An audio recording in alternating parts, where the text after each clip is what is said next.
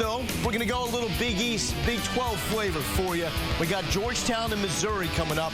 Miles, what should we look for in this matchup? Look for the pressure of Missouri to try to wear down Georgetown.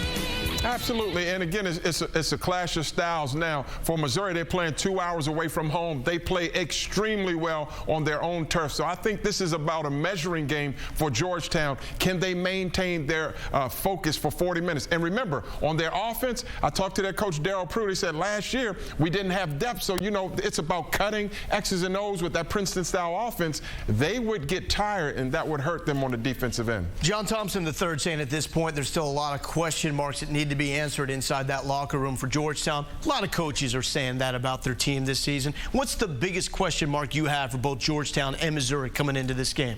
I think for Georgetown, it's just their inside presence. They lose Greg Monroe to the draft this year. Is Julian Vaughn going to be the answer on the inside?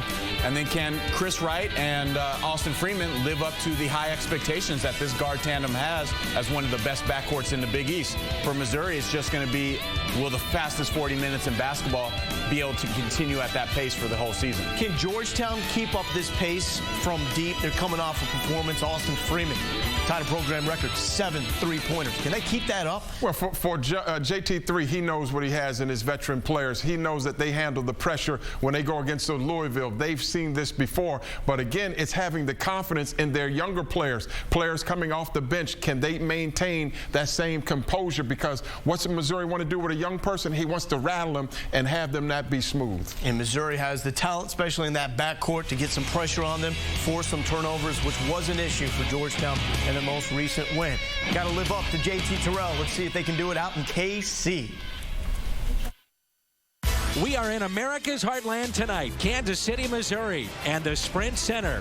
This evening, 2 undefeated teams, the Missouri Tigers, Georgetown Hoyas, the Big East, the Big 12, next on ESPNU.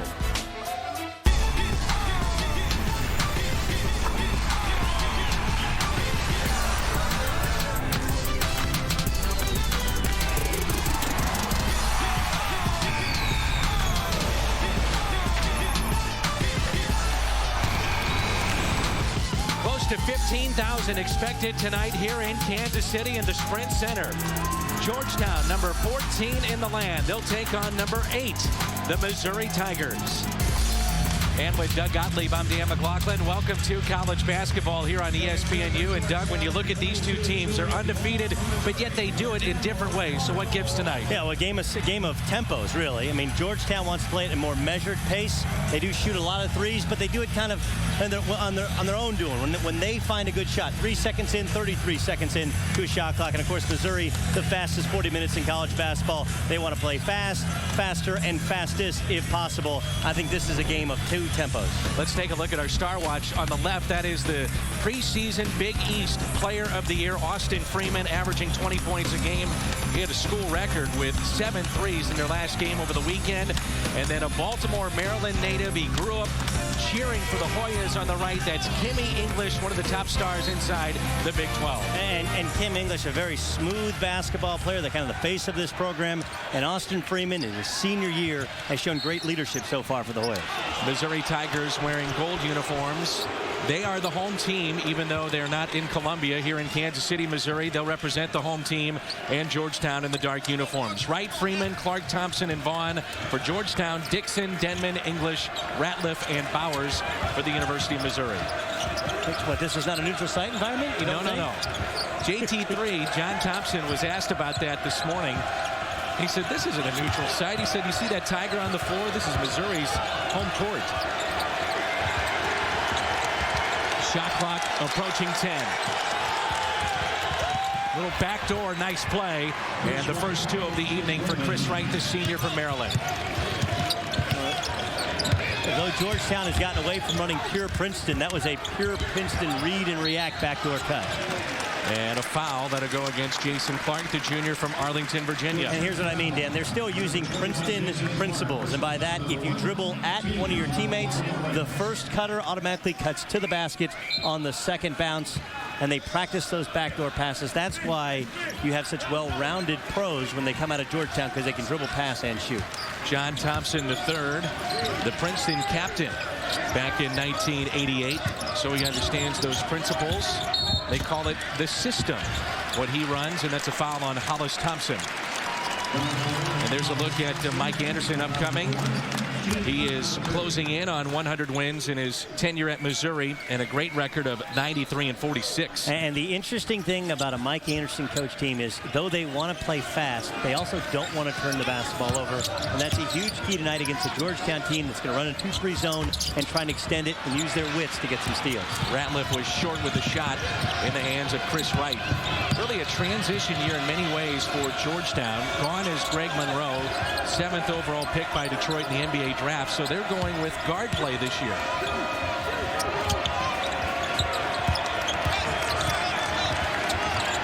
It's Clark, and he's tied up and lost it. The pressure of Missouri. English leaves it for Denman, the Kansas City native.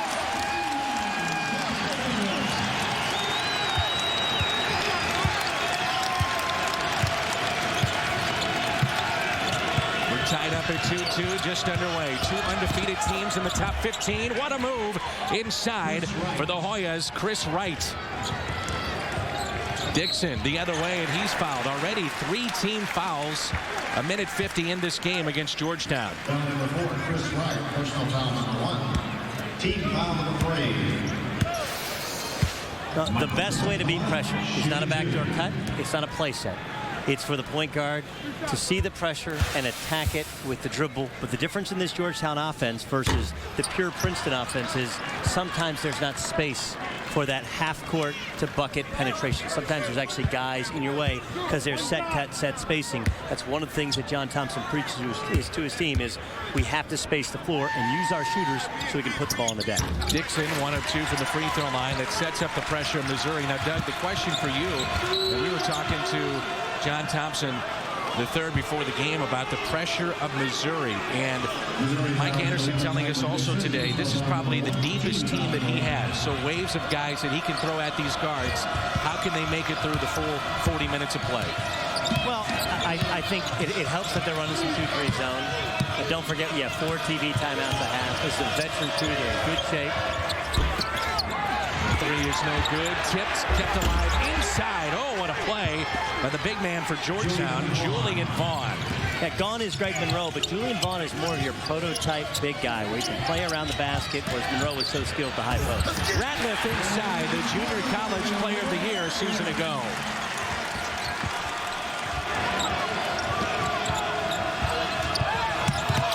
May have been a travel, no call. Clark gives it up. 3 up, right side, and hit. What a start for Chris Wright. He has 7 points, 7 of the 9 for Georgetown. And that's the problem with pressuring Georgetown. Jason Clark got away with the travel, but the back end against Georgetown, because they had 3 legit 3-point shooters. Ratliff outside, no good. A whistle, a foul underneath. And that will go against Georgetown. How a game is officiated is huge for Missouri. You know, one of the reasons they're so good at home and struggle at times on the road is because they essentially, you call foul on them pretty much any possession. And generally it's a looser whistle when they play at home. Be interesting to see tonight. A big-time crew playing against a well-respected team with a coach who's coaching the Final Four. Nice look inside. Ricardo Ratliff coming off a double-double over the weekend. A steal by English. Underneath. Oh, what a move by Kemi English.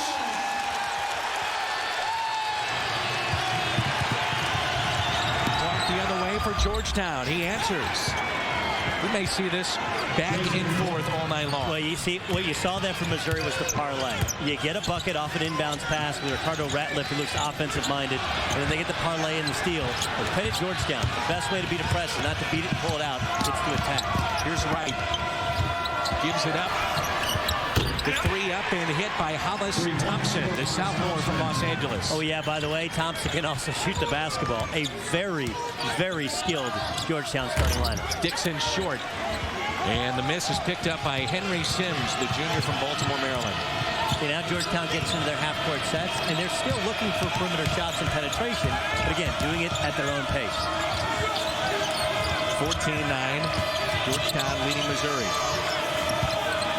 Georgetown is 6-0, number 14 in the country. Missouri 5-0, number 8. That's inside and drops. Henry Sims.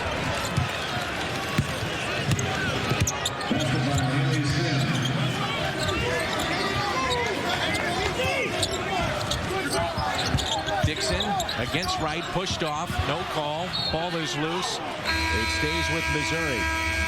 We'll have a substitution when we come back. Two top 15 teams on display tonight here on ESPNU.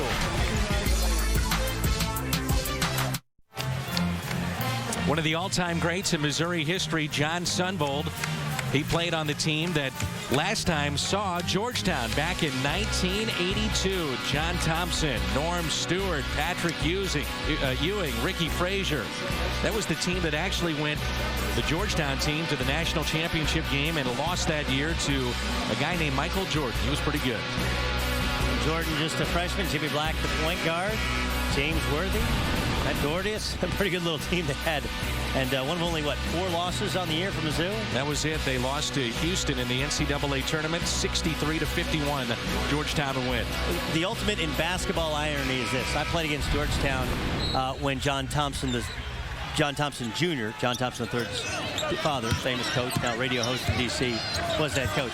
And Missouri plays more like those old Georgetown teams. Yes. And Georgetown plays more like the Princeton team that nearly beat Georgetown in the famous 1989 first-round game. Just saw that shot of Norm Stewart. Backdoor cut. No good. Norm Stewart, 731 wins in his Hall of Fame career at the University of Missouri. Also at Northern Iowa.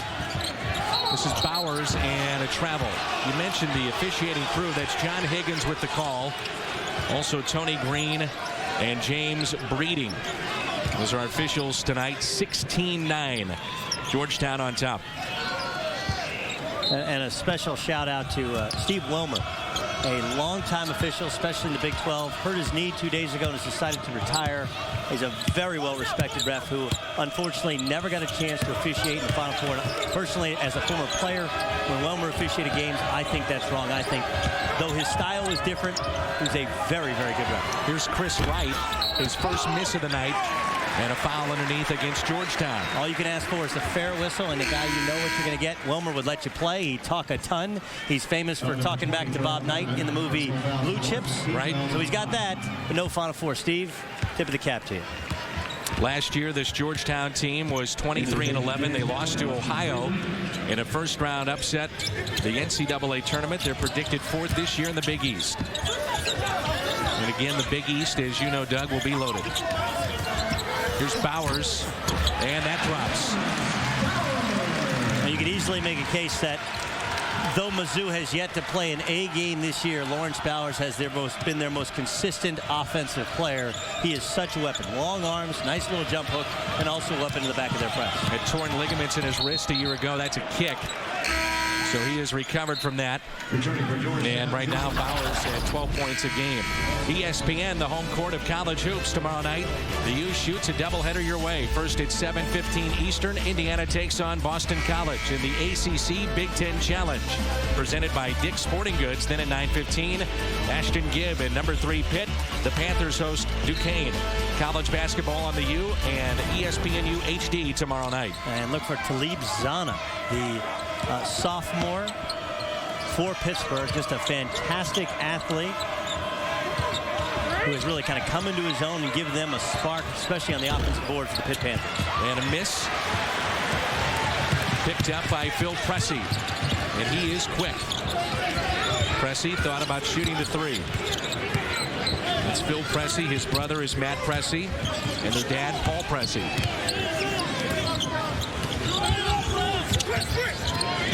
Here's Denman.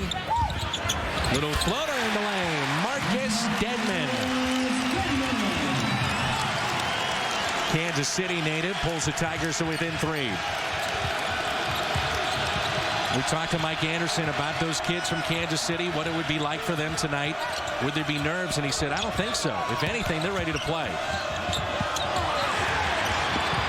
Ball is loose. Georgetown comes away with it. It's underneath, a whistle and a foul.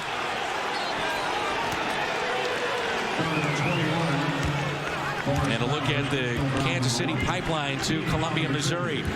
And the kids from KC, Michael Dixon, Marcus Denman, who's the leading scorer right now, better than 14 a game. Jared Sutton, who's a walk-on.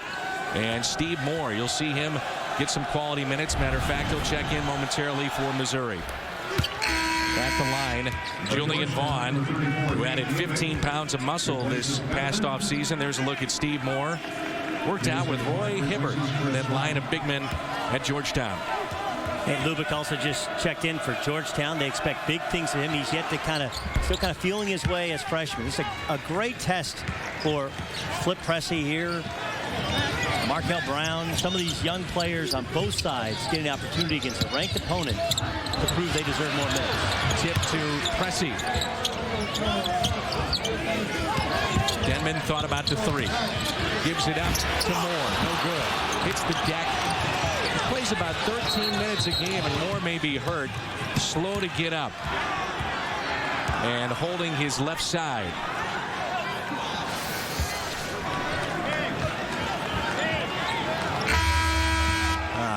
I don't know, man. You got a Superman tattoo in your left arm, and you're going down after that? Wow. Guys are going to crush him in films, I'm just telling you. That would not be good. You can do that. You can go down. He legitimately lost his wind, but not when you have the Superman tattoo on the left arm. 5-point lead for Georgetown. All right, he made up for it. There you go. Tigers want to run, but that was deflected. Quick hands by Freeman.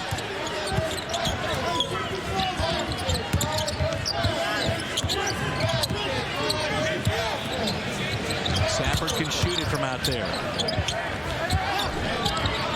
Here's Moore again. The lefty wants to go to his left, off his leg, and good defense inside by Nate Lubbock, who was an ESPNU top 50 recruit picked up by the Hoyas.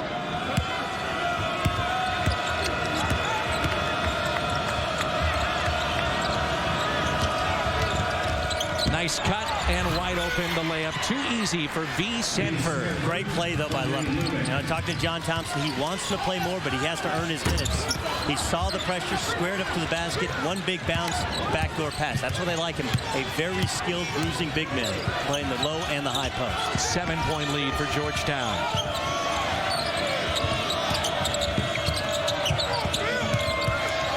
And in many ways, Doug, they have taken this big crowd out of it. There's a 10-point lead, largest of the night for Georgetown. And a timeout taken by Mike Anderson and the Tigers. A building that was full of energy at the start of the night. Now, with 11:33 to go first half, it's a 10-point lead for the Hoyas. And this is big for Lubbock. He takes a big dribble, and the bounce, and the backdoor pass. Again, when you see pressure, obviously, if there's a flasher into the high post, that's great. But the thing about the Georgetown offense is they have basic rules. We're going to space, we're going to stay away. And if you dribble at a teammate, a backdoor cut is coming. And when you're a freshman trying to earn minutes, trying to earn respect on the road, you have to absorb that pressure and play your game through it. That's a big possession for us. 7-0 run for the Hoyas over the last minute 36. Think about John Thompson III, 3 appearances in the Big East Championship game, including one last year. Final 4 appearance. Reached the NCAA tournament in 4 of his 6 years. He's really done a nice job. Yeah, 2 years ago, they just had a disastrous end of their season as they played a murderer's row schedule. Last year, they went through Austin Freeman, figuring out he had diabetes, and now playing in the West Virginia game. But they recovered, made it to the NCAA tournament. They thought things were going well. Then they were upset by Ohio U, but generally the program is very, very strong since Steve's taken over. And a stoppage in play. Henry Sims will check back in after the foul against Missouri. Georgetown on the road from the Big East. Early on with a 10-point lead here on the U. To register for your chance. Doug Gottlieb and Dan McLaughlin with you. 10-point lead for Georgetown with 11:11 to go. And one thing that makes Missouri distinct and unique in college basketball is not just how they track deflections, but how tenacious they are on and off the basketball. And if you're loosey-goosey with the ball, if you don't have an open cutter and you make the pass anyway, if you don't present yourself open at the high post, right there for Georgetown, if they're going to get on that basketball and they're going to use it to trigger their offense, they're going to keep track, not just of the turnovers forced, But also this number, the deflections, that's a big key because that's like a block shot, that's like a missed shot that triggers their fast break, and they're much better in transition than they are the half court, especially early on in the season. Chris Wright, the senior for Georgetown, leads their team in assists and steals.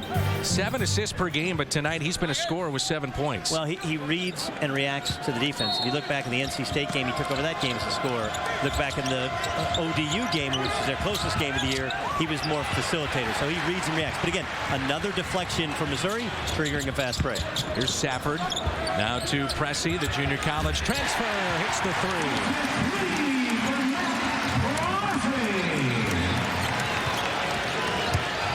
Tigers needed that. And now the Tigers back into a 2-3 zone. Sometimes the best way to cover a team that shoots the basketball is actually to match up in a zone because you know where the shooters are.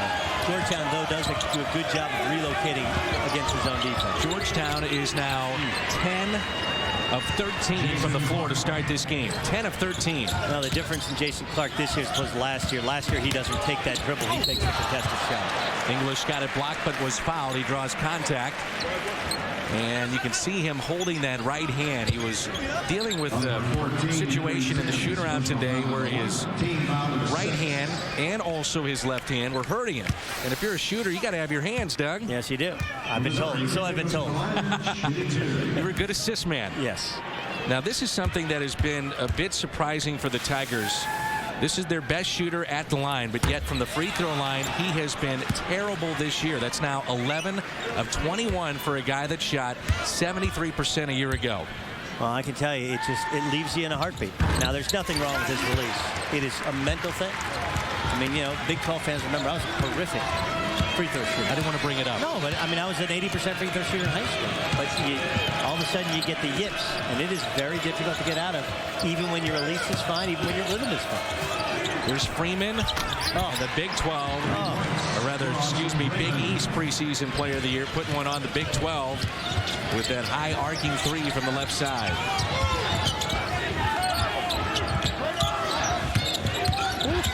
English may have forced it. And a foul on Kimmy English. 28-17, Georgetown with 9:59 to go first half. ESPN, the home court of college hoops. Friday night, Corey Fisher at number 12 Villanova. They'll host St. Joseph's, the Red Hawks. College basketball on the U Friday at 8:30 Eastern. That's the Holy War. That's right. So this is Philadelphia basketball. My alma mater, Oklahoma State, going up to take on LaSalle and the famed Palester this weekend. But St. Joe's Nova doesn't get any better than that. And Corey Fisher, one of the great nicknames in college game. Fisher Price because he's poised with people. Up and under, and right now toying with the Tigers is Jason Clark and the Hoyas. Yeah, this is a very difficult team and offense to pressure because they got great guards, they're well coached, they space the floor, and they know how to cut to the open spot. Dixon throws it away. Here comes Wright. Open look for three. They hit another. Austin Freeman. Better get a timeout. Yep. And the Tigers take a timeout, and this crowd right now is stunned. Well, I don't know if I would, I don't know if I would consider them stunned as much as many of the Tiger insiders we talked to said they haven't played that well this year. And so they're waiting to see what they did against Georgetown. And in a game of matchups, this is a matchup to which Georgetown just keeps saying, bring it on. And they've made a couple errors, a couple of turnovers, but for the most part, they've handled the pressure well, and they've shot the ball exceedingly well. This is a great shooting team. It's not a fluke they're shooting this well. And how about Austin Freeman? He has 3 threes tonight, 13 points, and a look at Freeman, Wright, and Clark in this trio of Georgetown guards. All right, and let me just propose something to you, okay?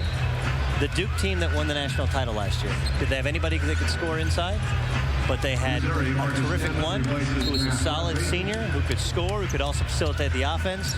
And they had 2 great wings. That was their big 3. I'm not saying Georgetown will win the national championship, but they have the makings of a team that could contend for a Big East crown and could contend in the NCAA tournament if they continue to play this efficiently at the offensive end and rebound the ball well at both ends of the floor. Well, right now, Georgetown has 3 misses on the night, a total of 3.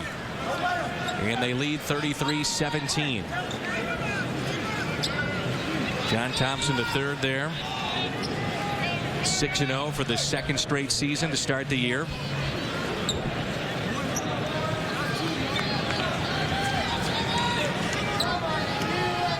Mr. Higgins over there wants to make sure that the shot clock is correct, and it's down to 31 seconds instead of being at 34.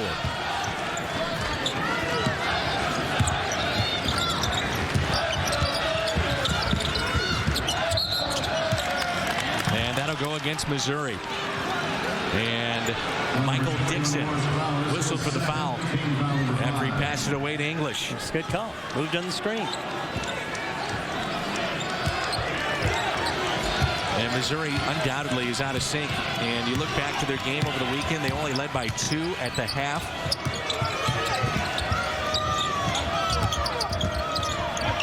That was against Arkansas Pine Bluff, and right now this is too easy for Georgetown. Austin Freeman, 15 points. I asked Mike Anderson, I watched the Wyoming game. I said, Coach, why'd you go zone so much in Wyoming? He said, we couldn't guard him.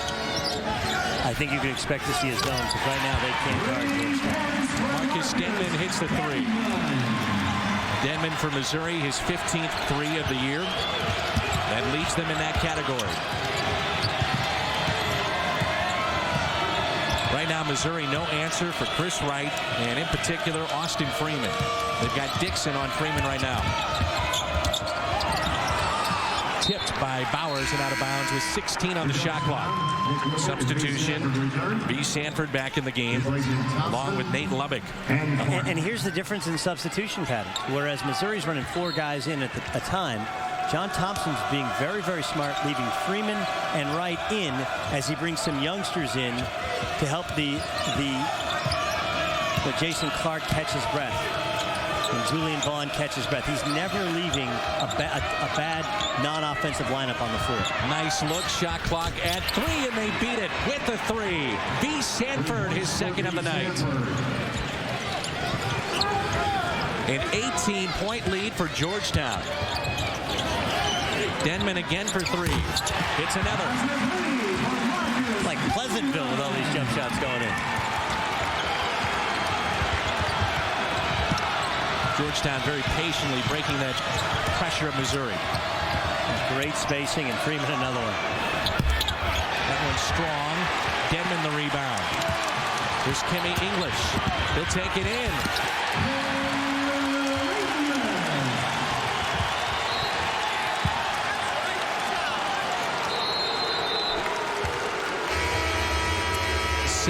.17 to play here in the first half at Kansas City in the Sprint Center.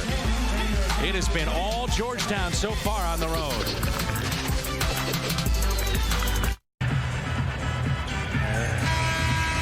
.38-25 with 7:57 to go in our first half here on ESPNU.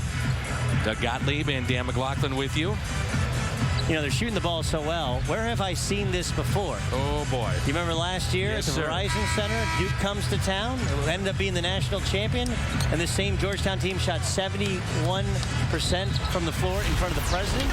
I mean, just an unbelievable day in which the president, Vice President Joe Biden was there, and Duke, they had enough watching Greg Monroe and Chris Wright, Austin Freeman, the boys. This thing was over, tip to finish. Hoya sacks a day. That handshake must have felt good for JT3. And the Hoyas have not shot like that since 1980 as Freeman is in with the left hand. And a foul against Missouri, 38-25. They were 31 for their first 40. And Georgetown was the only team last year that actually beat Butler and Duke in the same year. Last season. Lose to Ohio U, who finished 6th place. You know what that is? It's college basketball. Exactly. That's the beauty of it. Freeman is 16 of 20 coming into play tonight from the free throw line. And some people may have quickly forgotten the story last year where the entire team was going through the flu, and he thought he was sick.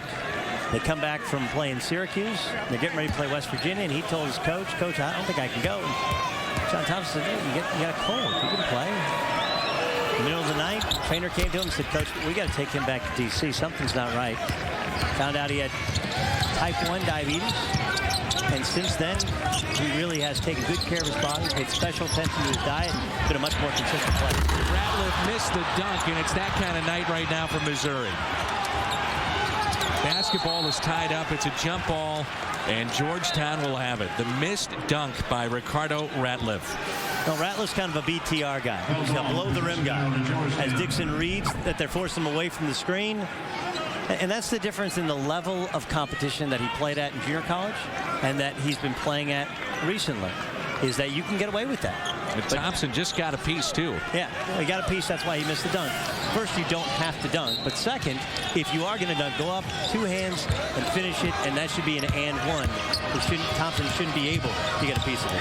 He's the Big 12 preseason newcomer of the year, Ratliff.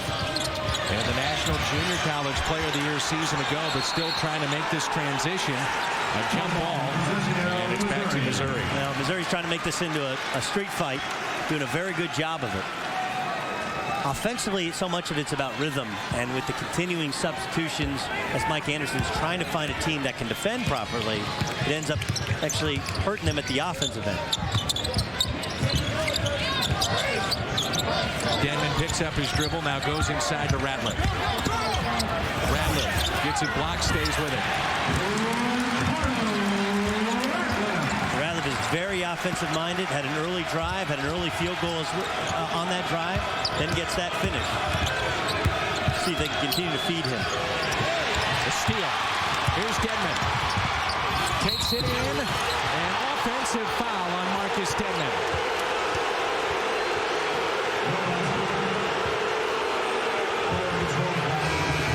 We'll take a look at the call. But Georgetown, and Jason Clark's not a true point. Freeman's the closest thing they have to a point guard on the floor. Clark makes a bad pass. He doesn't get any help from a teammate. And that's a charge.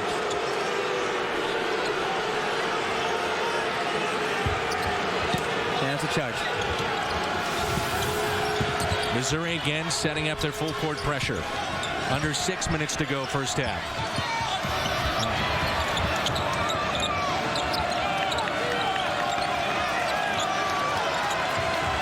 The crowd wants to get into it here at the Sprint Center in Kansas City. No good.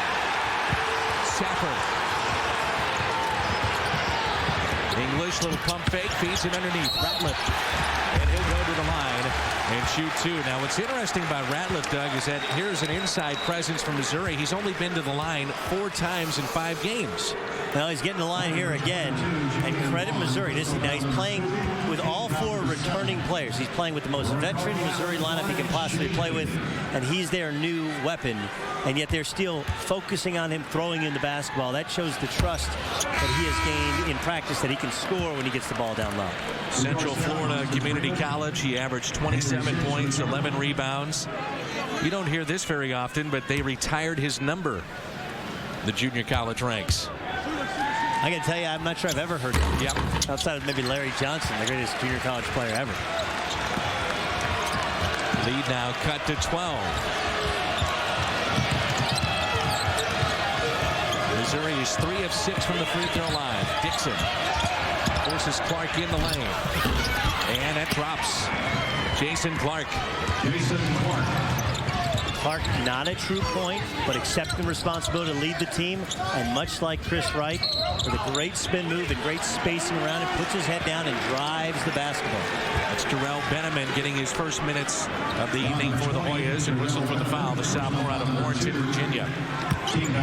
So often coaches look at plans. What are we going to run against that type of pressure? You don't have to run anything. You just have to get out of the way and allow your top ball handlers to welcome the pressure and put the ball on the deck, and when help comes, kick it out. Safford at the line looking for his first points. And he gets it. Well, Safford's a vital cog for Missouri. When he went down with the ACL injury last year, that really derailed their season as they were going on great shakes, beating up everybody at home because of his versatility as a face-up 4-man. Out of Bloomington, Illinois. Cuts a lead to 12. And this big crowd, close to 15,000, starting to come alive.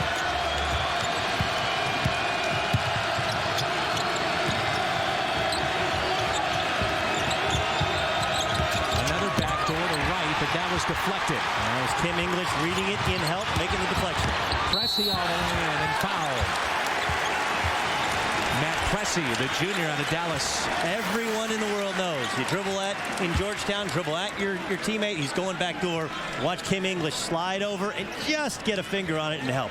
Truthfully, he probably should have been a step over, but that's the athleticism, the length, just a fingertip poke away. Another deflection from Missouri.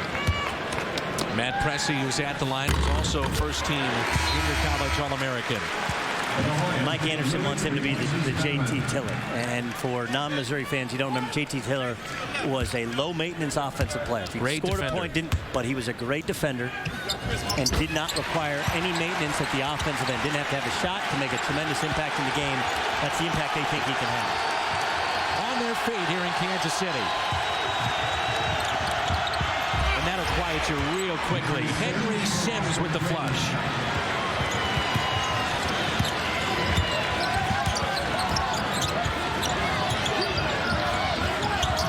Safford loses it. Ball is loose.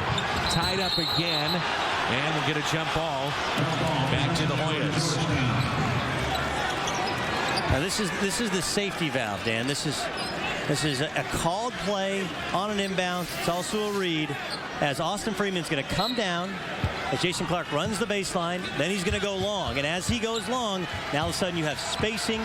Freeman reads it and gets a dunk. And back to live action.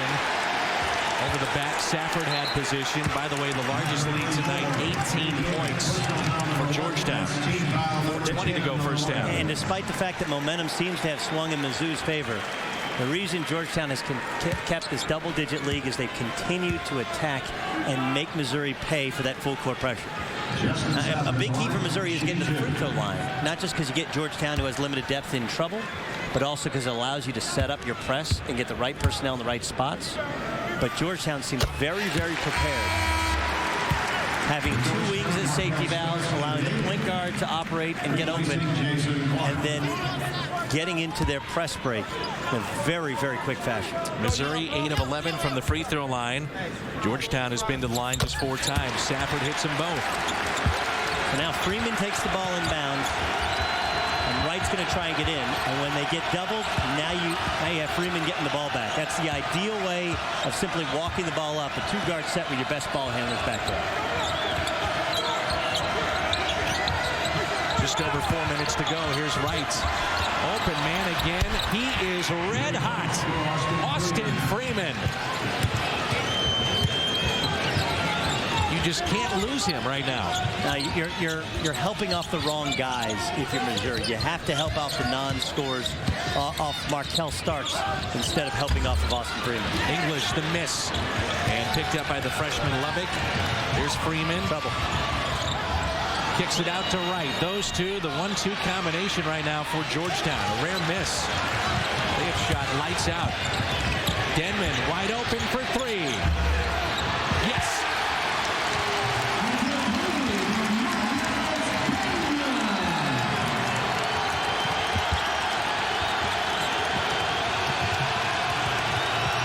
Lead at 10.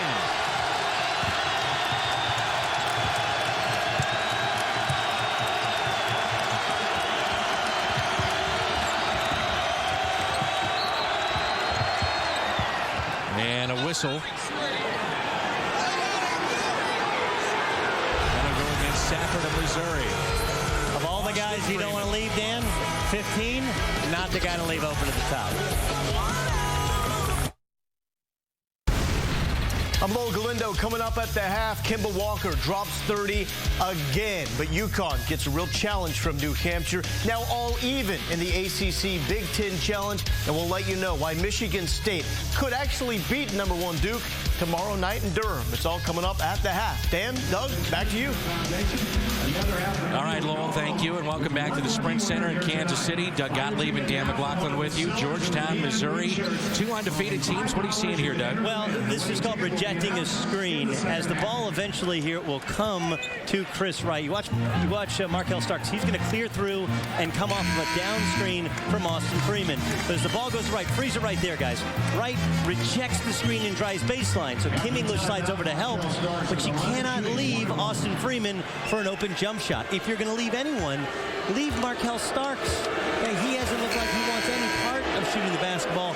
Don't leave that guy.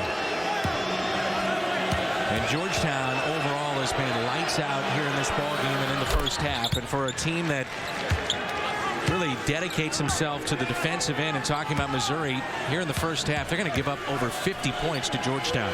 And that's where perceptions aren't necessarily reality. If I said Georgetown, you're going to say Princeton style plays slow. That's not the case. They'll run Princeton, but they want to take open shots. They're a very good shooting team with 3 guards. They'll play. You want to play fast? We'll play fast. You want to play slow? We can play slow. Denman, his first miss. Ratliff inside. May have been fouled, no call, and a late whistle. That'll go against Georgetown. By the way, Freeman, 16 points tonight, and all those coming on threes. He's just got great balance, great rhythm, and has taken good shots. He's a catch-and-shoot three-point shooter. And what's that mean to somebody at home? It means he doesn't want to put it on the deck and come off a ball screen shoot. He wants to set his feet, and he has Chris Wright setting him up so that he's always on balance, always in rhythm with those shots. And Ratliff hits the free throw, 8 points. Did you tell me Ratliff had only been in the line 5 times coming to the night? 4 times. He's got 7 now. He goes in spurts. Competition has picked up a little bit. Maybe his game picks up. 4 of 8, 50%. Solid Gottlieb numbers. You'd take that, huh? I'd take it any day. Lead again at 10. Missouri just cannot get it to single digits. Largest lead of the night, 18 for Georgetown.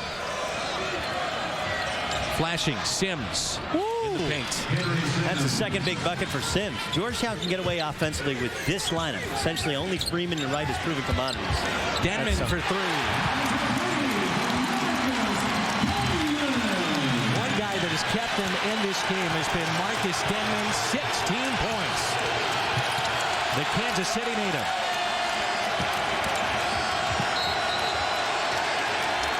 And a travel against the freshman. ESPN, the home court of college hoops, tomorrow night. A doubleheader. Indiana takes on Boston College. The ACC Big Ten Challenge. Then 9:15. Ashton Gibb and Pitt. They'll host Duquesne. College basketball tomorrow on the U. And that game in Pittsburgh, my boy Ryan Burr on the call at the Consol Energy Center. Beautiful new place where the Pittsburgh Penguins play. That 3 is off the top of the backboard by Pressey, and maybe not the guy that you wanted to shoot it at that point. No. He is a defensive specialist, especially when you got Denman running a fever. You got Kim English. You got Ratliff getting to the free throw line. That's a bad shot, bad time. Just about 90 seconds to go first half. Here's Wright, gives it up. Little zone defense showed by Missouri. Offensive foul.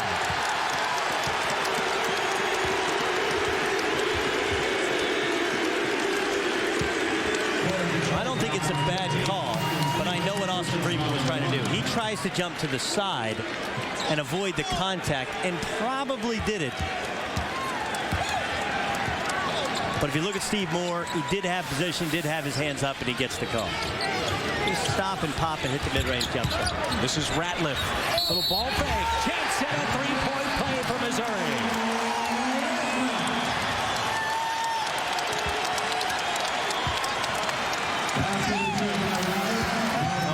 Again, a BTR guy, but he knows how to use his body. He knows how to use a pump fake. And he has played with great energy. And again, credit Missouri for going into him, for feeding him the basketball. Now he's at the line for the 9th time this evening. I'll just point this out. I thought John Thompson III had an opportunity to get Jason Clark back in here when things got hairy. And instead, he's stuck with this young lineup inside. And now he brings Clark in, and they've lost momentum.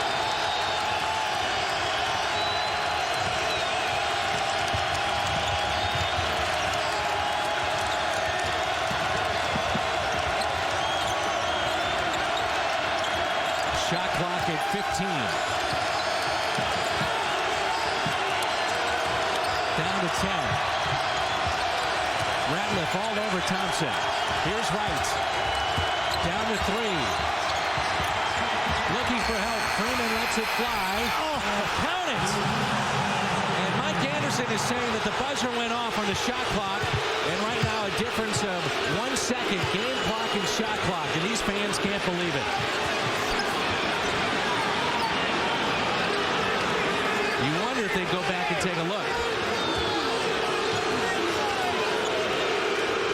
Missouri will play for the final shot here in the first half.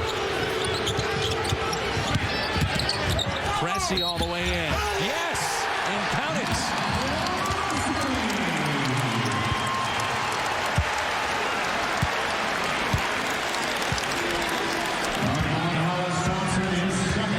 Mike Anderson wants a shot clock violation. John Thompson III thinks that's a charge. Nobody's happy, except for Mike Pressey. Matt Pressey, excuse me. And Pressey at the line out of Navarro Community College. Misses, loose, it's tipped, and Hollis Thompson with it. Now right, 2 seconds. Open look for 3. The miss, and a rare miss by Georgetown.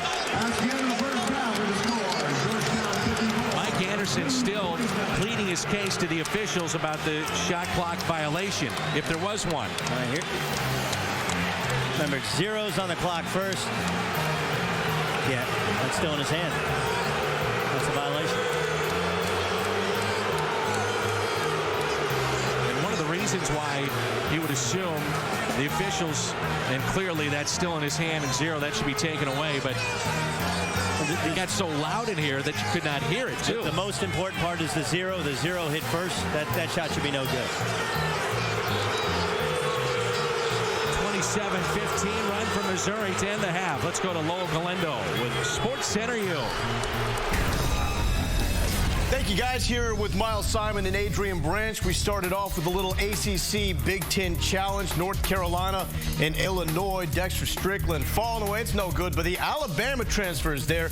Justin Knox makes such a big deal about the freshman like Harrison Barnes, but about the Illinois freshman, Jeremy Richmond. Jeremy Richmond, big-time player, super athlete. They're cleaning up the glass, finishing strong. North Carolina, however, with that lead 14-13 as the Big Ten has pulled even in this year's ACC Big Ten Challenge. We'll have some of those highlights coming up. But right now, high-scoring affair with Missouri and Georgetown. Austin Freeman, 5 3-pointers, closing in on that school record he tied with 7. What's the difference right now for Georgetown? Well, you can see the experience and you can see the composure that they're having. The knockout punch with Missouri is putting pressure on, wanting to create havoc, wanting you to hesitate and make a mistake. But they've been able to beat the pressure, come down, knock the 3-point shot down. And if they take their time, they've been able to get what they want. Again, you want the ball in your best shooter's hands. They've been attacking, playing with the lead, and trying to keep this crowd quiet, Miles. Well, the thing with Missouri, they'll allow Austin Freeman to continue to take those open, quick shots because that leads to them missing in the second half is what Missouri's hoping for. And they do a good job. 8 steals by Missouri. That's how they were able to come back and overcome the 18-point deficit that they were down early in the first half. So Missouri needs to continue to pressure the basketball all over the floor. Keep getting the ball to Marcus Denman, who's 6 for 6 from the field, 4 for 4 from 3 early on. Georgetown shooting like they did last year against Duke, 74% at this point. You can only hope it doesn't end with a 3-point game because then people are going to go back. Look at that Austin Freeman shot that clearly was after the shot clock had expired. Maybe some controversy there, but at this point it is Georgetown with that lead in Kansas City against the Missouri Tigers. Let's go around campus now for a little news and notes. Joe Schadt is reporting that the Miami Hurricanes continue to pursue John Gruden for their head coaching vacancy. He is target number 1. I kind of love him on Monday Night Football. I don't know. He's a coach. I think he's going to come back to the hot seat. Steven Garcia getting set for the Auburn Tigers in the SEC championship game. Garcia was in a sling on Monday, had a little bit of a shoulder injury. Thumb is bothering him. He is expected to play on Saturday, and the Tigers could face a fine by the Southeastern Conference if Cam Newton is not available to the media after the championship game. Gene Chizik has been keeping them away from the press in the last couple of weeks. Michigan State, huge showdown looming tomorrow in Durham. We'll let you know how Sparty can win this game.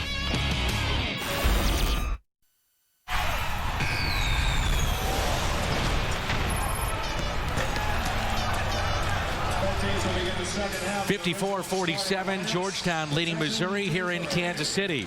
Doug Gottlieb, Dan McLaughlin back with you here on ESPNU, and pretty much what we expected up and down that first half. That's what you expected? I did. 71% shooting from Georgetown? I did not expect that. Oh, okay. Look, it was a wild half of basketball. The second half's like the first half. Sit down, grab yourself a Coke, a box of popcorn, and you will enjoy it, because Austin Freeman was running a fever. 5 of 8 from three-point range. But Missouri had some firepower of their own. They trailed by as many as 18 points. Getting the ball inside. Ricardo Ratliff late in the second half, and 10 first-half turnovers have kind of leveled the playing field and gotten Missouri back in this game. Bowers inside and fouled. Take a look at the first-half stats.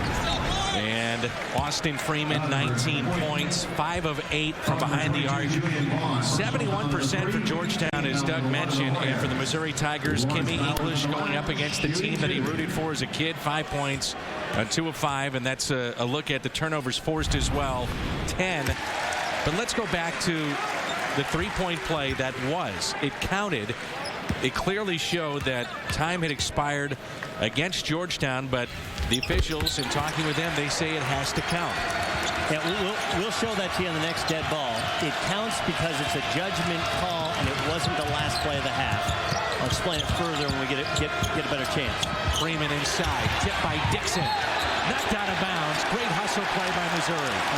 So here's the play. Shot clock running down. Place is nuts, so you can't really hear. 40 seconds to go in the first half. And Austin Freeman catches and fires. And at 0, the ball's still in his hands. But it was ruled a make. Now, even if you call a timeout, Mike Anderson was to call a timeout, it's considered a judgment call unless it's end of half, end of game.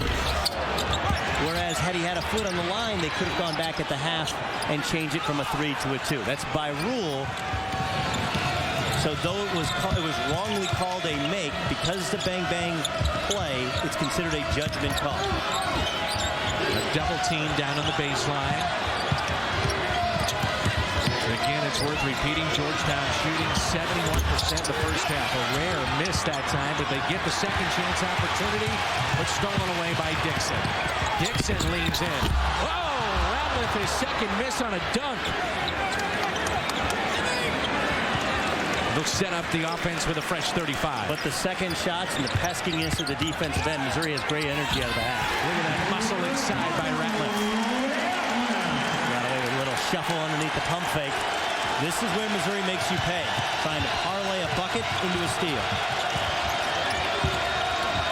90 seconds into the second half, 3 up in front of the Georgetown bench and knocked down by Jason Clark. Bowers slips, looking for help, and he gets it. And a timeout called on the far side by Marcus Denman. We step aside as well. 57-51. A good one here on ESPNU between 2 undefeated teams.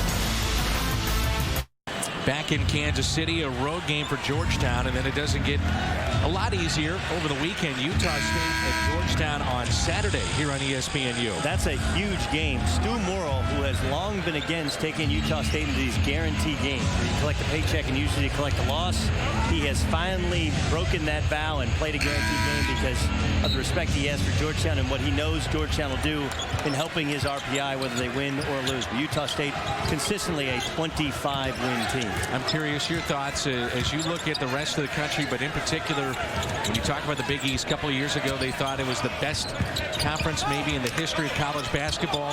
How good is it this year? I think it's a little bit better early on than we suspected, winning 6 of the preseason tournaments, though it should be pointed out that Georgetown won in Charleston. NC State, a good, solid, middle-of-the-pack ACC team. Syracuse winning a tournament in Atlantic City. Average teams there. St. John's winning Alaska. So it's a little bit skewed.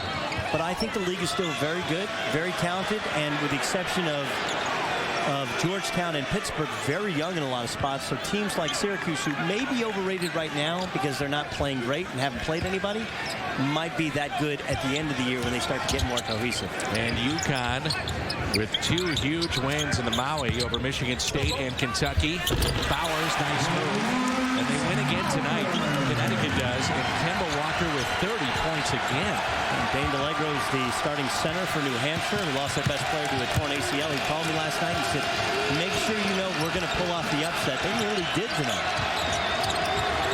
A double team out to Clark. Little floater, no good. Bounced around, pulled away by Ratliff. Tigers want to run. Dixon. Denman for three. Pulled away by Georgetown, and Clark going to foul on Dixon.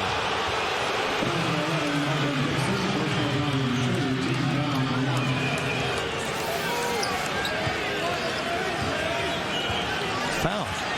I mean, it's one of the difficult things about officiating a Missouri game is they push the limits of what's a foul and what's not. And can you get away with it? Can you swallow your whistle? Yeah. Because it didn't really affect the dribble. Jason Clark didn't cost himself a dribble on that. Clark for three, missed it. Ball loose, kept alive. Nice hustle. Freeman is there. Over the right for three. Short. Rebound inside. And a tip. And the freshman puts it in. Lubbock.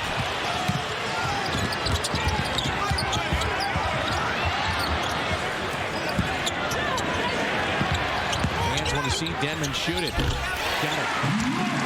By the way, when you talk to Mike Anderson, their practices are some of the shortest in the country, but they don't stop. It's about an hour long, and it's continuous.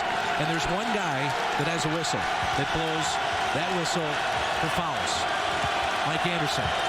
And rarely does he call any fouls. He lets him play.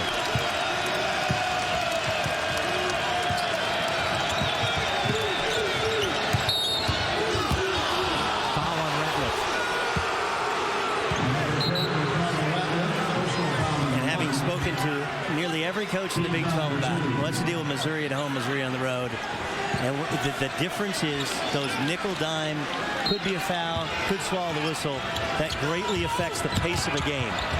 Right at Ratliff. Oh, what a play. Chris Wright, the senior, heads to the line to complete a three-point play. Preparation, coaching, execution. It's very simple. Out of bounds play, they know Missouri wants the pressure, so they flash Freeman up, clear out all the weak side help, and Ricardo Ratliff is late getting there. And Chris Wright uses his body to shield, but that's preparation, knowing that they want a pressure and great execution. Preparation, coaching, execution, especially against a team like Missouri, who's unlike any team you're going to play the rest of the year. Ratliff is fouled, and that'll go against Lubbock. ESPN, the home court of college hoops. Friday night, Corey Fisher and Villanova. They'll host St. Joseph's. The Red Hawks. College basketball on the U. Friday, 8:30 Eastern. Jay Wright and ESPN 3D commercials. Wonder how that goes over in the Holy War. Very well dressed, Jay Wright. Always well dressed. I believe his pajamas are tailored. Here's English. Good feed to Ratliff, who missed the dunk again. And third dunk finishes. That's the third dunk Ratliff missed. Can't dunk, lay it in.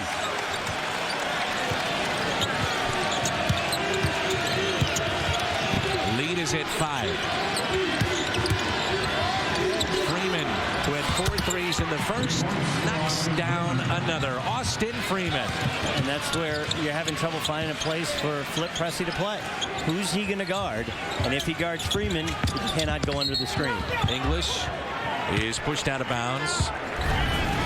Austin Freeman with 22. And how about Chris Wright, the other senior? Georgetown on top on the U. Up tomorrow night, 9:30 Eastern on ESPN. Number 6, Michigan State at number 1, Duke. Part of the ACC Big Ten Challenge, presented by Dick's Sporting Goods. We're going to look at Tom Izzo and Mike Krzyzewski and what they've done at their respective schools. 6 Final Fours in the last 12 years, 13 years for Tom Izzo. Wow, just magnificent. Magnificent. And what can you say about Mike Krzyzewski? But what's interesting about college basketball is how quickly the tide turns. Last year, this time, Carolina had beaten them 4 consecutive times in Cameron Indoor, and Carolina was the hot program. Ratliff lays it in this time. You don't have to dunk everything. And he's clearly proven that. You don't have to. If you're a below-the-rim guy, use your body, protect the ball. Nothing's gained by dunking it, especially when you're missing dunks. Give me your best player in college basketball. We're talking about the #1 team in Duke, but how about the best player? Well, it's hard to, I mean, so far it's been Kemba Walker in terms of carrying a team. Hard to make an argument against it. And a foul underneath against Missouri with 14:46 to play. And Michigan State still trying to find themselves, playing Corey Lucius and Ken Lucas together. Terrell Summers has been kind of up and down at 21 the other night against Tennessee Tech. I will tell you, of all the stud freshmen, Tobias Harris maybe playing better than any of them. We haven't seen Josh Selby yet from Kansas. But, you know, if we're at the quarter pole, we're not there yet, but about the quarter pole, it's hard to say anybody's playing better or being a better leader, because that's the other thing that UConn did not have last year than Kemba Walker. 30 more tonight for the junior guard. Matt Pressey is in for his brother. And Georgetown leads it by 6. Lubbock gives it up to Sims. That's a 2, no good. Safford in there for Missouri. Tip to Denman, who saves it near midcourt. Bowers punches it, but it's into the hands of Chris Wright. Yeah, that's Lubbock again, creating additional opportunity. A Georgetown team that traditionally struggles with offensive rebounds. Sims and Lubbock have given them offensive rebounds. Another steal. Bowers this time to Pressey. English is there.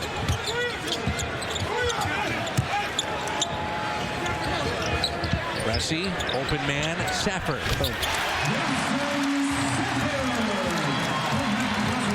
That's good, simple half-court offense from Missouri. Sometimes you don't have to run things because Georgetown was confused. Inside, and they answer again to Henry Sims. Anytime Missouri gets ready to make a run, Georgetown has an answer tonight. That's big because Markell Starks has looked a bit tentative. That time he put his nose in there and just made Bowers think long enough that he was going to lay the ball in to kick off to Sims for a dunk. There's English and a reach in and a foul on Hollis Thompson. Late April, they expanded the field to 68, the tournament field. You like that? It's better than 90. It's better than 96. Yeah, I agree with that. And I don't mind it. And I don't like. I thought they should have had all play-in games, if you will, in Dayton, or now it's in Indianapolis in the opening round games. But you know, look, there's more than over 340, nearly 350 teams now.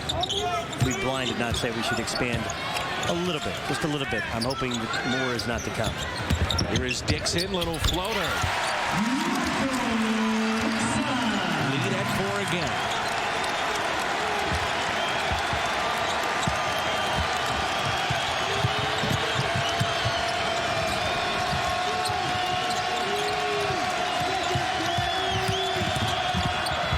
Clark. The open man Lubbock, who lost it on the way up. English, the outlet, lays it up and in. Lubbock the other way. Benjamin. And a timeout taken by Georgetown. What a game. This is a tremendous game. This is what happens when Chris Wright gets caught in the corner because he's not back and because Freeman's not back. No defensive balance.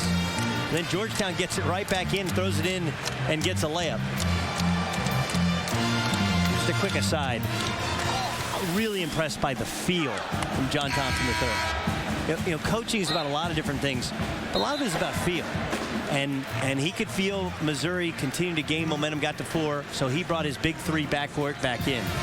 And there, when it was slipping away and it got to 2, even though they got the layup, and some coaches would just sit down saying, look, it's 12:52. For people who don't know at home, you get underneath that 12-minute mark, there's an automatic timeout coming. Instead, he said, look, I got 4 left, bang, timeout. Let's set our defense. Let's change things up. Let's change our lineup. And let's catch our breath. I like the feel from John Thompson III. Doug Gottlieb, Dan McLaughlin with you. The Sprint Center in Kansas City here on ESPNU. 2 undefeated teams, 2 top 15 teams. Dixon, the Kansas City native.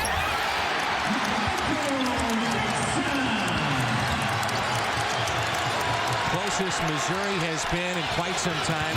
At one point trailed by 18. Clark answers.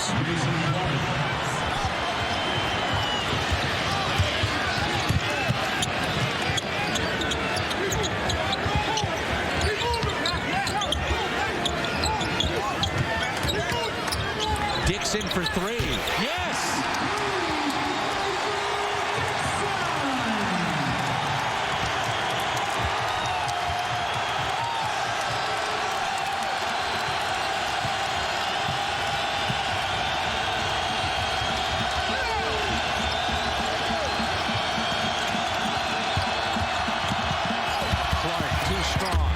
Hit out of bounds.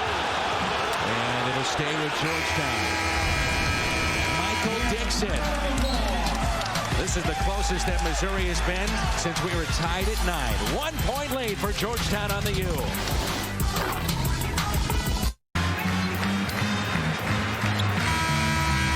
A look at Michael Dixon from Lee Summit West, about 18 miles away from the Sprint Center. That's where we're at tonight here in Kansas City. And Georgetown with a 1 point lead after at one point being up by 18.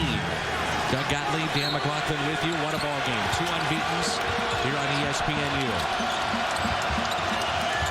Remember, the shot clock is now down to 10.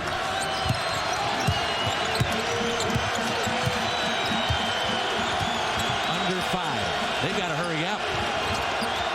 Clark has to let it fly. No good. If they get the offensive board, that's Benjamin. And a fresh 35. That's the 6th offensive rebound in the second half for Georgetown. That really has kept them in the game as Missouri has got all the momentum offensively. Wright gets a pick. He'll try Clark for deep 3. No good.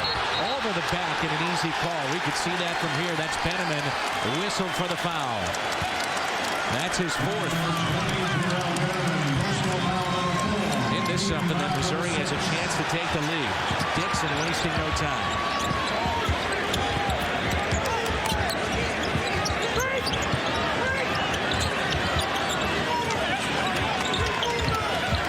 Under 11 minutes to play.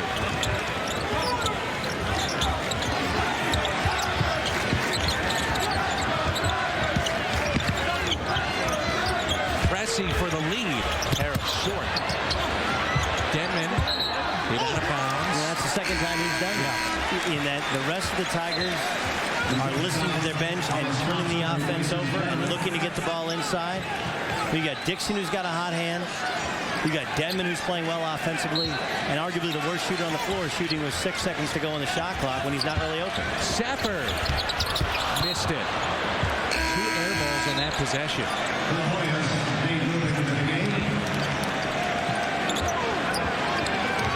Tonight of 14,647. Georgetown and Mizzou.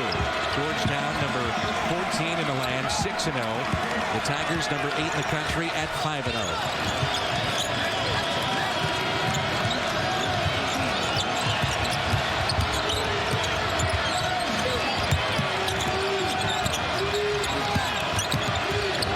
Here's Freeman with the left hand, too strong. Safford picks it up from Missouri, and again a chance to take the lead.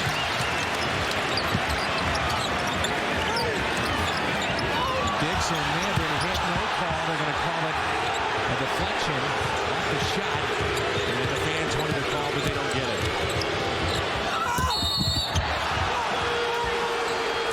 Stops play, under 10 to go.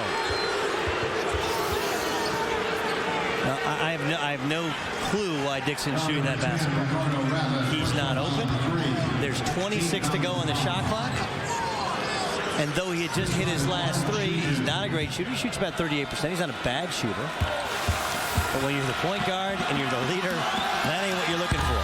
Whereas at the other end, Austin Freeman races the ball to the floor, hits Chris Wright in the backdoor cut, and I don't even know if he got fouled, but he jumped into the defender and yells and gets the call. Smart basketball, and that's why Georgetown is quieted this crowd and retaking the 3-point lead.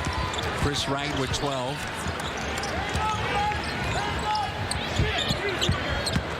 Pressy in the lane.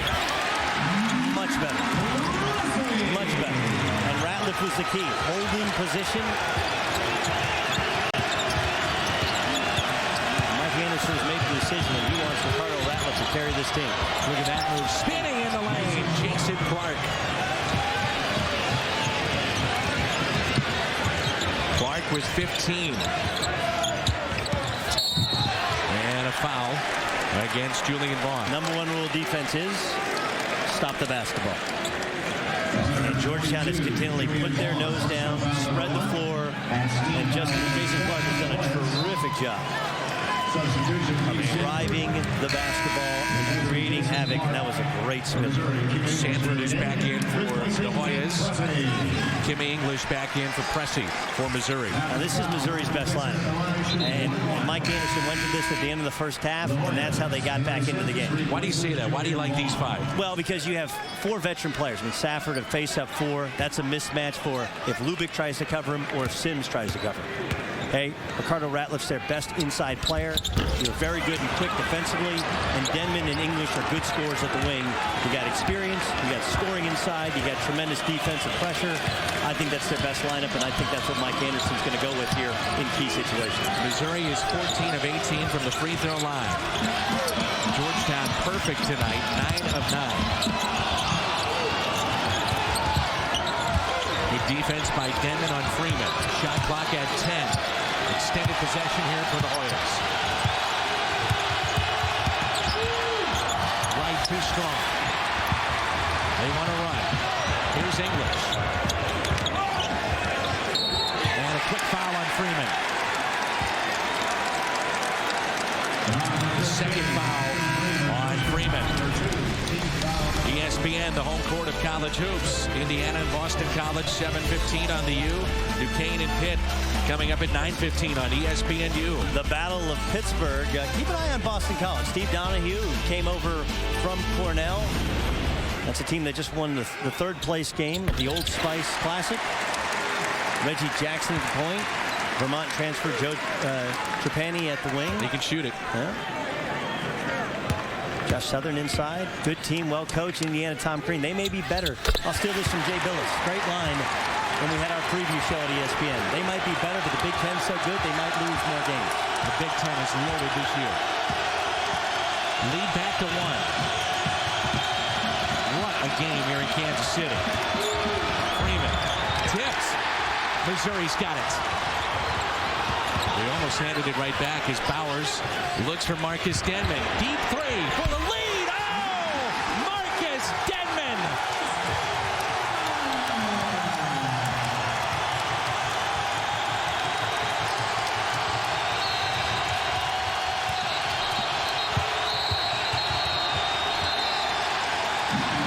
Timeout, Georgetown.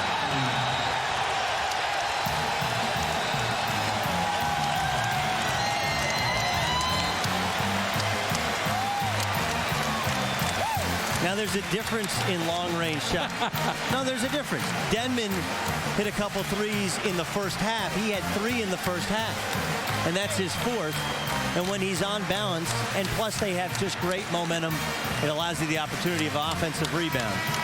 But Denman's is a better shooter. That's a better shot. Partner, how much fun would it be to play for Mike Anderson? Because Marcus Denman didn't even think twice about chucking that ball. That's NBA range. He's obviously proven it to his coach, and frankly, he's proven it to the home folks, because you didn't hear anyone saying, no. That's his game. It's a little bit wild. He's a little bit in between positions, but you're seeing great energy at the defensive end, and that's translating to better offense at the offensive end. That is a Kansas City native, Marcus Denman, with his 5th 3 of the night. Tigers' first lead of the night. Missouri switched to the 2-3 zone where they match up and they're very quick at it.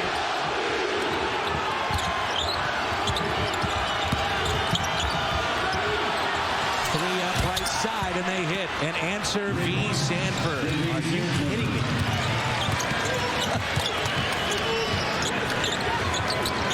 It's now 11 threes hit by Georgetown tonight. English. Thought he was fouled and no call. Yeah, he's got to take another dribble.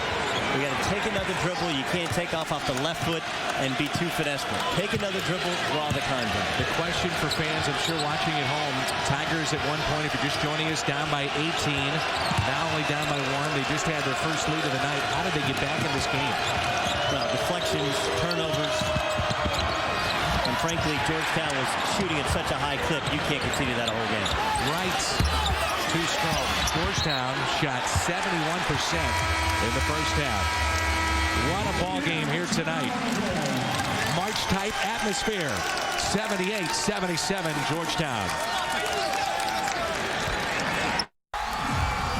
78-77 Georgetown leading Missouri. 7:03 to play. Down the stretch we go here at the Sprint Center in Kansas City. This is considered a home game for the Tigers. And deflections, that's a little bit surprising to see only 10. That's unofficial at this point. Well, frankly, that's 10 steals. Okay, deflection, there's too many deflections to count. Yeah. Well, you know what happened was I was counting and I couldn't take my shoes off, so we just left it at 10. I'm the unofficial stat keeper on the deflections. I'll take the hit for that one. Doug Gottlieb, Dan McLaughlin with you, and Mike Anderson and his staff will tell you that that is a stat that they pay very close attention to, that they keep on the sideline. Deflections, hey, that starts everything for them on the defensive end. A 60-43 run for Missouri. It's the same set they began the second half with. The idea is to get Lawrence Bowers to basketball. A little bit too strong and pulled away by the Hoyas. Nice adjustment by Sims. Bowers only likes to turn over that left shoulder for that right-hand hook. He made him come back to his weaker right shoulder. Three from the corner, no good. Kept alive inside. The putback is knocked out of bounds. It will stay with Georgetown and a fresh shot clock. Ratliff back in for Missouri. It's the 7th offensive rebound of the second half for Georgetown. In every other statistical category, Missouri has outplayed Georgetown. The reason Georgetown still has this lead is they're getting more shots, and they're getting more shots because they're getting more opportunities. Freeman with 22 to lead all scorers for Georgetown. There's Dixon. Lays it up and in. Michael Dixon.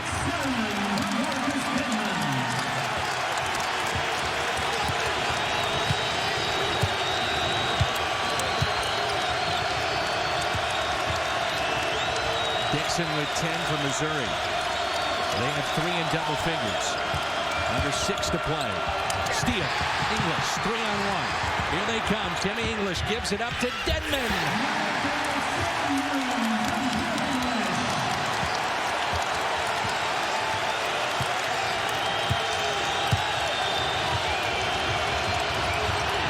Deflected again. It'll stay with the Hoyas. Remember those kind of touch and go fouls, those nickel dimers? Now all of a sudden they start swallowing their whistles, and Missouri uses it. I didn't think that was a foul. There wasn't one. That's 2 possessions, just 2 possessions without Chris Wright. He's trying to get him a quick breath of fresh air, and 2 turnovers, 2 layups for Missouri. Great look inside. And Wright comes back in and promptly gets an assist. Well, you watch Chris Wright, so cool, very calm. The seniors in college basketball. Timmy English. Back to Denman, who leads Missouri in scoring. 5:15 to play. Ratliff on the baseline. Looking for help, and it's kept alive. 15 on the shot clock.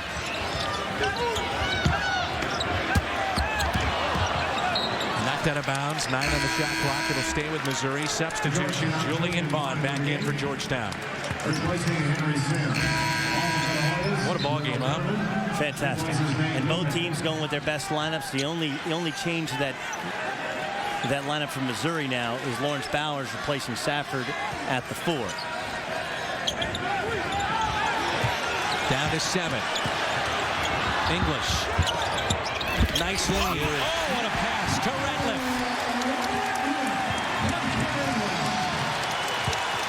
Tigers by 3. Missouri's been very effective in this zone. They want to run. Denman pulls it back. They'll set up the offense.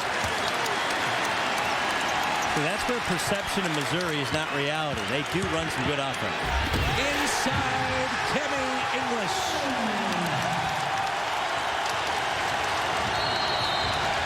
Timeout, Hoyas.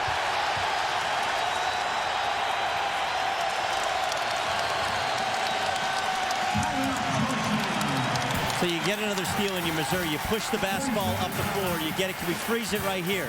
You have an isolation, a ball screen. So everyone in the world thinks, all right, Kim English is going to use the ball screen. Instead, he rejects the ball screen, and there's no help in the middle for Georgetown as he's just no one home. Julian Vaughn has to slide over and take a charge. He has to have help. But on the last possession, Vaughn helped and Ratliff got the bucket. That's probably why he stuck so close to Ratliff. That's good offense for Missouri. Turn the basketball over. You got Georgetown on their heels. You're just waiting to push them over. A 13-5 Missouri run over the last 4:33, and they've opened up their biggest lead of the night. At one point, Missouri down by 18, and now number 8 in the land leads it by 5. Remember, it was Georgetown that shot 71% in the first half. And the bigger key is not just the shooting numbers. Missouri had 9 first-half turnovers, uncharacteristic for a Mike Anderson coach team. Only 1 here in the second half. So they've turned Georgetown over, and they haven't turned over themselves.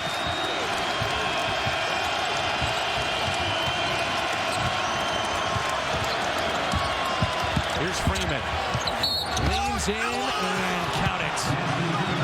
How tough is Austin Freeman, the Big East preseason player of the year? And you know what? It was a pretty well-defended play. They tried to flash up on the weak side. Bowers did a good job at first defending Freeman, but that's a mismatch, and they attacked the mismatch. Missouri gets out of that 2-3 zone for 1 possession, and Georgetown makes him pay, beating him off the dribble. Freeman with 24 points, perfect from the free throw line. 2 of 2. Played at DeMatha High School out of Mitchellville, Maryland. Wright and Freeman played at arch rival high schools and been teammates 4 years. A veteran backcourt on the road. Very impressive tonight.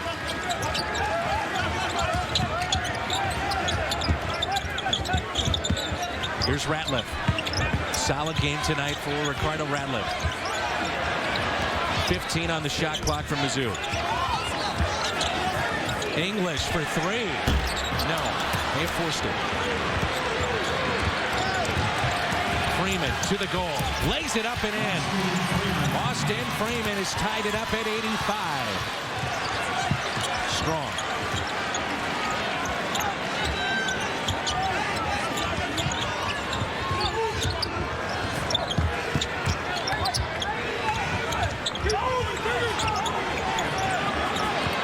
Missouri's offense is very basic, but when it becomes stagnant, that's when it becomes easy to cover. English inside to Bowers. Under 10 on the shot clock. Here's Denman, who's had a huge night. Leans in, and a foul with 6 on the shot clock before the shot. It's been a nice little duel here. Ricardo Ratliff inside, and every time Georgetown needs an answer, it's Austin Freeman, the man of mystery. We are in Kansas City, tied up at 85. Georgetown and Missouri. Doug Gottlieb and Dan McLaughlin back with you. And Doug, take me inside both huddles. We'll start with Georgetown. What's happening during their timeout? Well, I think for Georgetown, you have to prepare for the 2-3 zone for Missouri. They really struggled trying to make way too elongated passes. That's led to deflections. That's led to fast breaks. And I think they just simply need to control Missouri, make them play in the half court, stay down on Ricardo Ratliff's pump fakes, stay down in the perimeter shooting.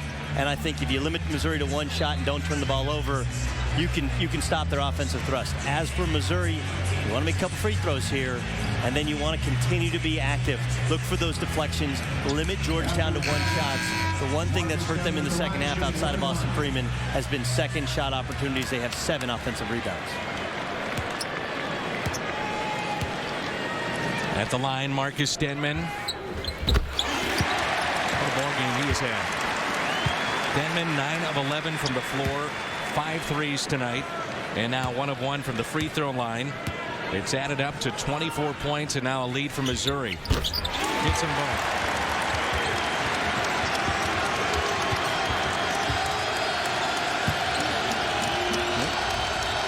Missouri back into the man-to-man. See if Georgetown can get into their sets. Chris Wright has beaten them with dribble penetration time and again, as has Jason Clark. On the baseline. Oh, what a great look. We're tied up. Hollis Thompson on the receiving end of that pass.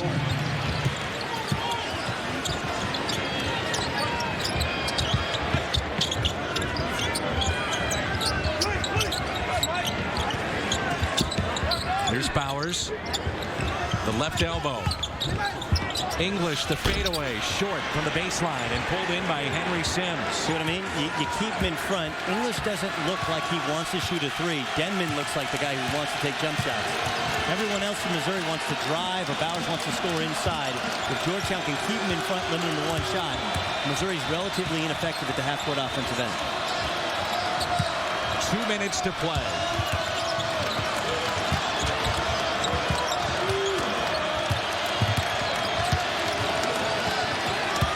Down to 4 on the shot clock. Freeman with 2, with 1. That's it. Back to Missouri.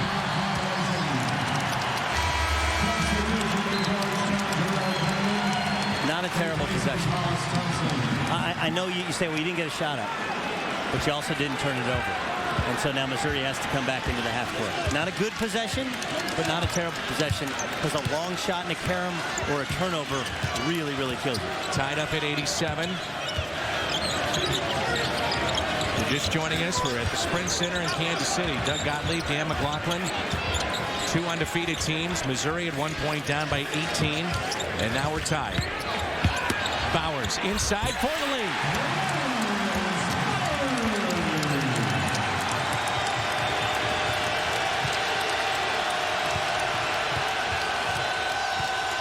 Bowers in double figures with 10.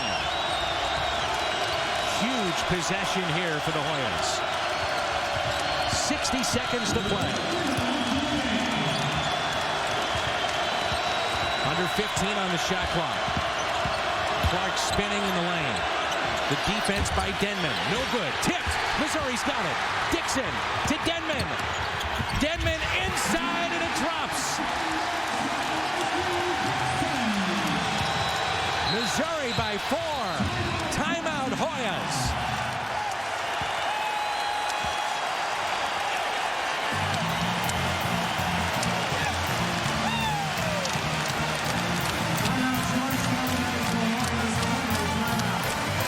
It's very simple. At the end of a game, you have to defend and not allow penetration. Justin Denman with not good but spectacular defense. And though Bowers comes over for just a second, he recovers.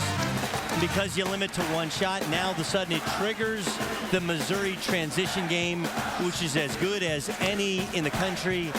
And Denman has been as good as any player on this floor. Marcus Denman has hit 5 threes and has killed Georgetown in transition with the jump shot and with the finish. 27 points for Marcus Denman, the junior, from right here in Kansas City. Missouri now leads it by 4, 40.9 seconds. Let's go inside both huddles, and we'll start with the Hoyas. Well, you have to get a bucket here. Now, you don't need a 3. You have to get a bucket, and I think you have to put in 2 different plays. You have to put in a zone play. You have to put in a man play. Both will probably incorporate ball screens. Jason Clark and Chris Wright, fantastic off ball screens. The difference is right now they're not leaving Austin Freeman, so that may allow one of the bigs for Georgetown to be open. Because on penetration, generally you help out. No one's leaving Austin Freeman. Down 4, you can still go for 2. Plenty of time. In the hands of the senior Wright. The 3 up in front of the Georgetown bench, no good. The putback, no. The tip, no. Another tip is good. Henry Sims. And a quick foul. And that'll send Michael Dixon to the line. Dixon came into tonight as an 83% free throw shooter. We talked about it earlier. Went to high school just 18 miles away from this building.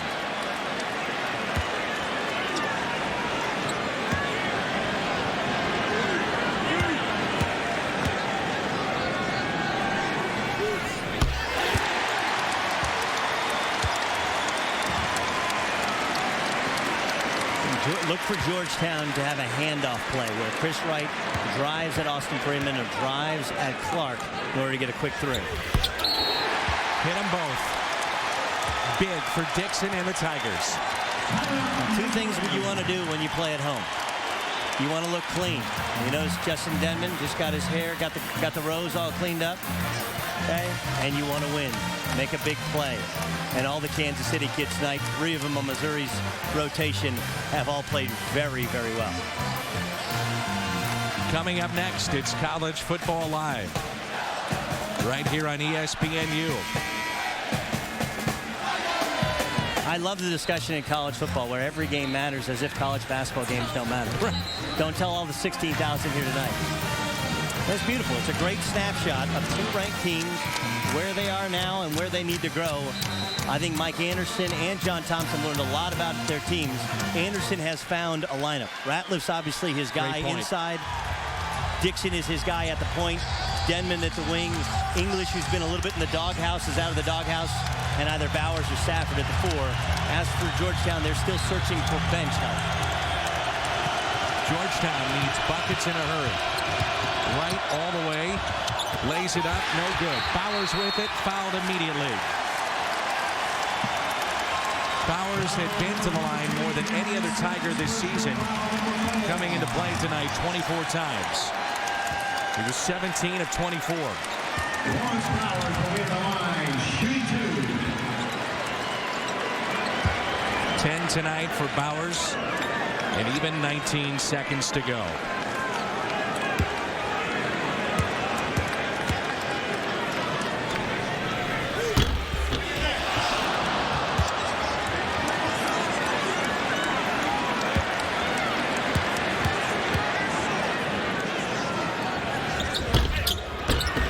Missed them both. The rebound to Thompson, now Wright. Wright fouled by Dixon. They missed the free throws, and the last thing they wanted to do, Doug, was stop the clock and give Georgetown a chance to get points without that clock moving. Cardinal sin. That is the cardinal sin. The clock is your friend. Don't turn it into your enemy. You don't allow Georgetown to score with the clock stopped. Wright with 12 points. Majority of that coming early on in this game. But when he's been out of the game, they've been a different team. And you're talking about 2 or 3 possessions he's out in the second half, and Missouri makes a run. It's almost like you can't let him sit down. He's been that important to Georgetown. Well, you're exactly right. He's the guy that plays the most on this team. He averages close to 33 minutes a game. He was the MVP of the Charleston Classic. They had wins over Coastal Carolina, Wofford, and NC State. See, I wouldn't have done that. I would have let the ball, I would have doubled and let the ball come back to Bowers. He just missed 2 free throws. Whereas Dixon is an 83% free throw shooter, 85% free throw shooter, who just hit 2 free throws. 14 for Dixon. 5 of 7 from the free throw line. Just moments ago, he knocked down 2 big ones.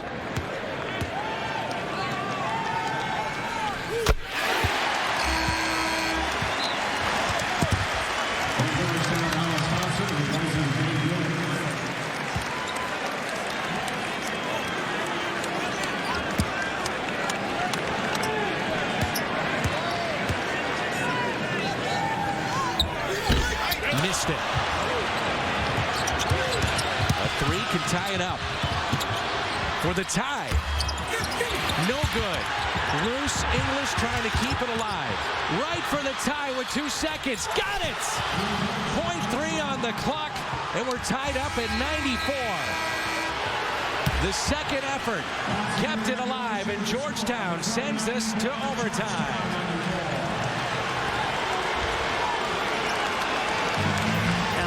I don't know why Hollis Thompson felt compelled to take such a ill-timed off-balance shot. You had 10 seconds left to go in the game. But if there's one storyline that's a negative one for Missouri in the second half, it's been the offensive board. Now, they're in good position, and English has the ball in his hands. And he got bumped by Freeman, but you got to secure the ball. And then credit Jason Clark. Time, score, momentum down 3. He doesn't go lay the ball in. He finds Chris Wright, who hadn't hit a jump shot since the first half. Wright found his rhythm at the free throw line and knocks down the big one. You'd be hard-pressed to find a better game early season than what we have here tonight. No, I was thinking, is this so far the game of the preseason? And, you know, that Michigan State-UConn was very good, but not as well played as this one. And it hasn't had the ebbs and flows of this one. Goodness. Now, Georgetown gets one timeout back. That's big because I don't believe you can take any of their big three backcourt players out. And this crowd stunned with that three. Oh, it was it. They had the champagne on ice. People are making plans. Are we going to Harpo's afterwards? Are we going on the plaza? What are we doing afterwards? And now all of a sudden, Dixon, who's been playing magnificent basketball, he doesn't miss it poorly, around and out. And that's the right way to corral a dribbler. Double a dribbler, turn him into a bad shot, secure the rebound, let's go home. What a wild sequence. Look at the balance from Chris Wright. Bingo. 5 more minutes. Why not? Well, you got something else to do? Not at all. This is perfect. Georgetown is also perfect from the free throw line, 12 of 12. Missouri, by the way, Georgetown to the line 12 times. Missouri has been to the line 29 times tonight, but they're one make away from having this game wrapped up. They're 21 of 29, which is respectable. Well, he didn't miss it bad. He didn't choke that. Now, he missed it off right, so you're offline a little bit. But it wasn't clank foo. He didn't gag. He shot the ball well. Dixon with 15, the Kansas City native. Denman, another KC native with 27. But we can't let Dixon off the hook because they don't have that much time if he doesn't foul with 13 seconds to go for no reason. You know, it's funny. It reminds me, there was two players from Kansas City when I was at Oklahoma State. Victor Williams was redshirting my senior year, and Williams was a better scorer, but a Kansas City point guard with lightning quickness, willing to take and make the big shot. But at times was guilty of brain dysfunction, let's just say. Brain dysfunction at inopportune moments. It should be pointed out, with about 60 seconds to go in the first half, there was a three that should not have counted. Oh, here we go. And here comes the Missouri alum in us all. And Georgetown got credit. You're going to go back for a three 20 minutes ago? Absolutely. Freeman inside for Georgetown. 30 for Freeman tonight. Better than advertised. How about that? Absolutely. English, Baltimore native, plays pickup against most of these guys in the offseason. Dixon through 2 defenders in the lane. No good. Ratliff kept it alive.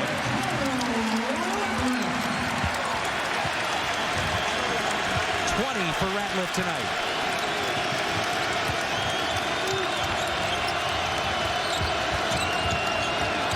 A double team on the block. Freeman, Lubick, the freshman, may have traveled, no call. 10 on the shot clock. Watch the spin. Down to 5. 3 up. No. Ratliff pulls it away. Dixon and the Tigers want to run. Here's Denman working on his career high. Dixon says, I'll take it. No good. And a foul by Kimmy English. No need right there. No, especially with Freeman.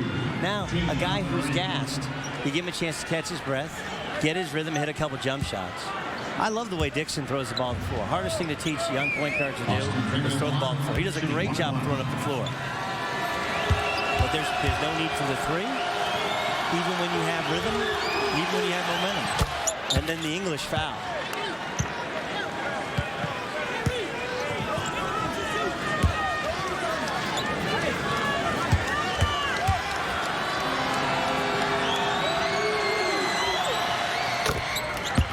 Freeman hits them both.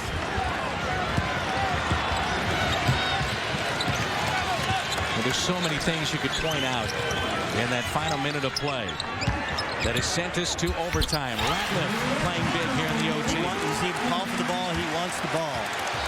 And Sims can't guard him. Lubick can't guard him. Tied at 98.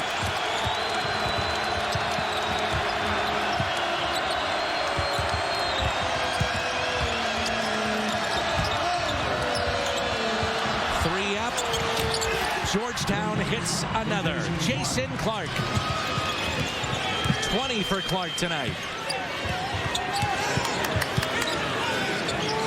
If you're Denman, you want to find English. He's got Lubick on him. Now they've switched back. Shot clock is under 20. Lubick steps out. Somebody's got to be open, but a deflection into the hands of the Hoyas. Good read by Sims.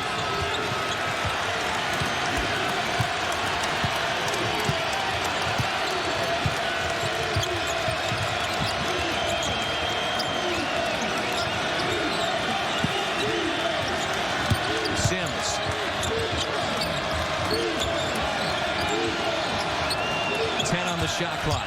Lubick hands it off. Another three for Clark. He hit it. Jason Clark. 6-point lead with 2:08 to play for the Hoyas.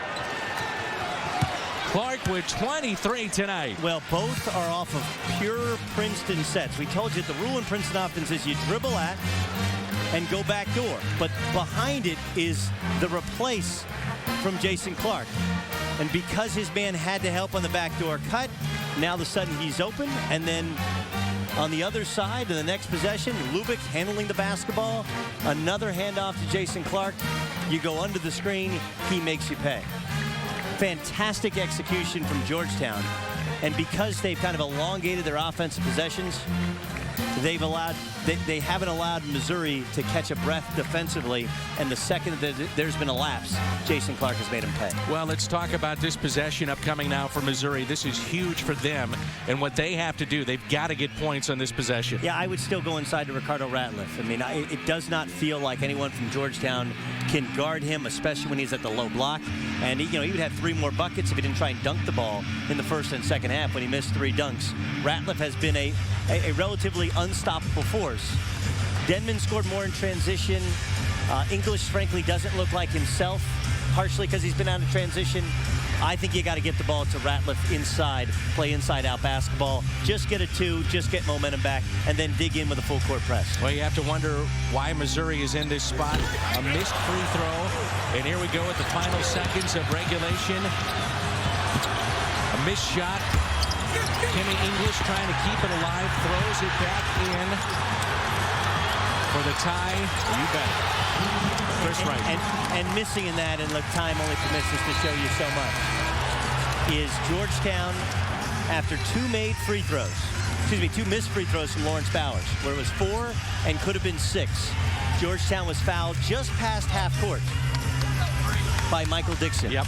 It stops the clock with 14 seconds to go. That to me was the big one. That was, well, the missed free throws and then foul, and then fouling, scoring with no time running off the clock. Regardless, what a ball game tonight, huh? Fantastic. And there are a lot of Missouri fans thinking, how good do you think Missouri is? No one knows. This is a good team. They seem to have found the line, but you know what? Georgetown ain't bad either. No, pretty good guard play. You look at Chris Wright, Austin Freeman, Jason Clark, those 3 in that trio, and what they've done here. 2:08 to play. Missouri with the basketball and trailing by 6 here in overtime. English with it, and he's blocked. Freeman will go the other way. Wright puts it on the floor, draws contact, no whistle. They're still playing. Pressey with it, outlets to English.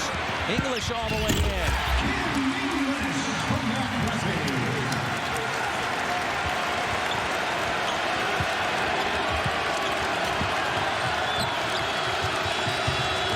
Big possession here. 90 seconds to play. Chris Wright tried to draw the foul, but there's really no need. You're up 6. Pull it out. Here's Wright with it. Under 15 on the shot clock. Could be the final dagger. And a huge 3. Hitting.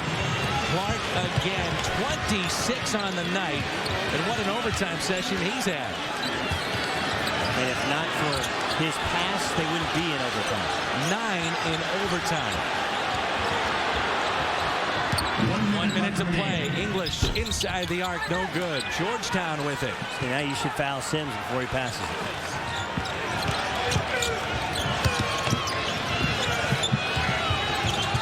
Valuable time ticking away. Under 45 seconds to play. And now they foul.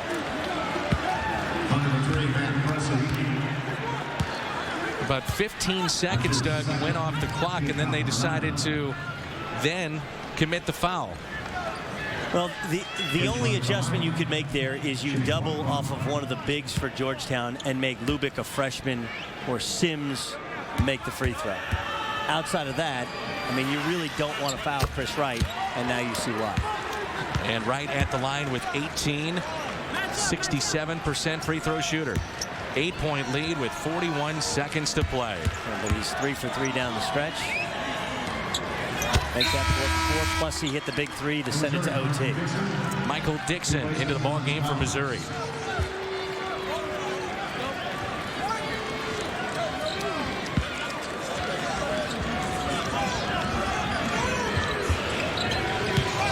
Here's Dixon. They got to hurry up. Dixon looking for help. Picks up his dribble. Can't find anybody. Now Ratliff. 30 seconds to play. Dixon for 3. Missed it. Freeman the rebound. And he'll dribble out of trouble, and this could do it. Georgetown on a last-second shot in Kansas City tied it up to send it into overtime, and it looks like they're going to hold on for one of the best wins of this early season. Well, it's a great lesson for Missouri. You're up 4. Bowers is at the free throw line. You got to know we want to make Georgetown take a contested shot. Don't give up any layups. But whatever you do, don't foul. And Michael Dixon fouled. Then he missed the second of a 1-and-1. And then there was no box out on a bad shot. And Chris Wright sends it to overtime. Wright with 20 tonight. And it's the margin for error you have against good teams, well-coached teams, veteran teams, that becomes much more slight. You want to win the Big 12, you want to take the head off the king that is Kansas, won it 6 years in a row, you can't have missteps like they had tonight. Great lesson for Missouri. And Dixon heads to the line with 18.3 seconds remaining. And then important to note that Georgetown played with their youngsters inside. Lubick has played here the entire overtime. We haven't seen Hollis Thompson. We haven't seen Julian Vaughn. They haven't fouled out.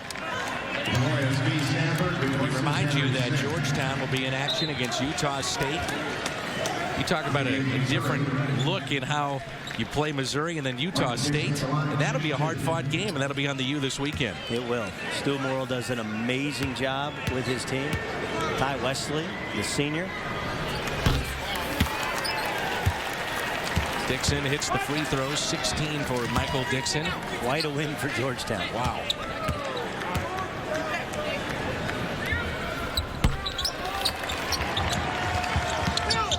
Come into a hostile environment here in Kansas City. All Mizzou. And they're going to come away with a win. I would love to say I was impressed by one Georgetown Hoya above the other 2. But Freeman was spectacular. Chris Wright was great down the end, and Jason Clark with 3 threes in overtime is the reason they won the game. Fantastic win for Georgetown to come to Kansas City, and they beat the Missouri Tigers in overtime. Jason Clark with 26 points, 9 of those coming in overtime. What a win for Georgetown. It was, and look, it's a narrow escape, and you look back and you say maybe you're a little bit lucky, but you're also smart enough to put yourself in that position. They survived, they learned a lot about themselves, and they got themselves a great win over a very good team in a very hostile environment. Coming up next, College Football Live. The proceeding has been an exclusive presentation of ESPN, the worldwide leader in sports. For Doug Gottlieb and our entire ESPN Youth crew, I'm Dan McLaughlin saying good night from Kansas City.